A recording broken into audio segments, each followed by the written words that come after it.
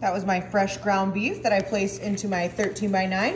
I'm coming in next with our original Ben's garlic and butter rice for this delicious recipe. I love, love, love making this recipe. It travels well for potlucks and for picnics.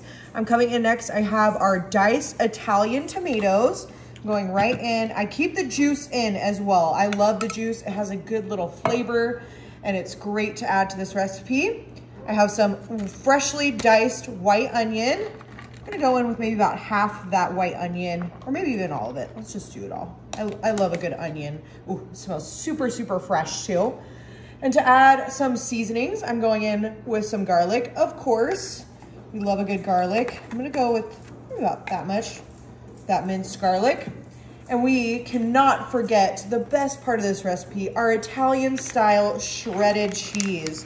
I'm gonna go in with maybe about half that bag of Italian. You can feel free to do any kind of white cheese. You could do a mozzarella as well, but I think that Italian blend is gonna be so perfect for this delicious recipe. I love a little spice, so we're going in with some crushed red pepper. You could also do some chili powder. You could also add some paprika if you just wanted a little bit of heat. I did season the meat with some paprika, and I'm just going in with extra spice for that red pepper. And then, of course, to tie in with our Italian flavors, we're going in with some Italian seasonings, which is, I believe, basil, oregano, thyme, all of those super yummy kind of Italian flavors. And then just to add a little bit of smoke, correct me if I'm wrong, Worcestershire? Worcestershire. Yes, I always like to say it kind of fast just because I never feel like I'm pronouncing it right. Just a couple of drops adds a little bit of smokiness, which we love for this recipe. And then I'm gonna come in with some veggie broth. I like using the veggie broth because it just complements our onions, our tomatoes, our garlic. I'm going in with maybe about half that can over on top of all of our beautiful Italian inspired ingredients.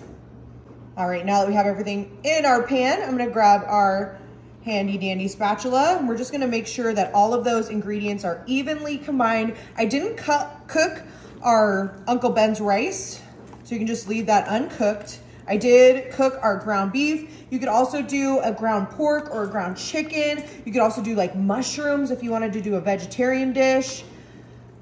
I know some of my family and friends do like meatless Mondays, but you can kind of play around with different kinds of rice, vegetables, cheeses for this delicious recipe. I'm just making sure everything is evenly distributed. All right, how's that looking? All right, that is looking beautiful. Now that we have that all evenly distributed, I'm gonna come in with my beautiful bell peppers.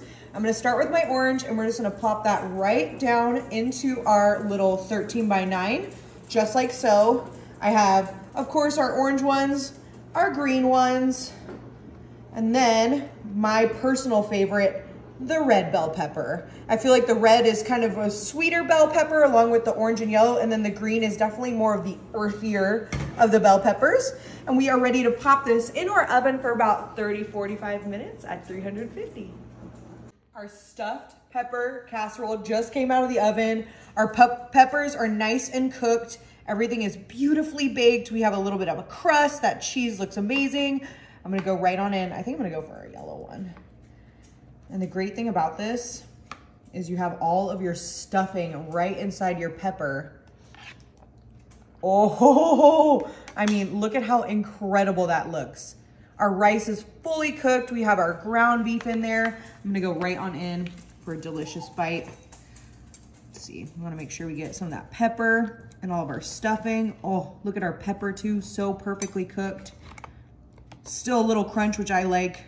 Make sure we get some of our innards. Oh, this looks absolutely amazing. All of those beautiful Italian seasonings. You could also put more cheese on it if you want. Some parsley. Oh, really, really good. I'm gonna try it.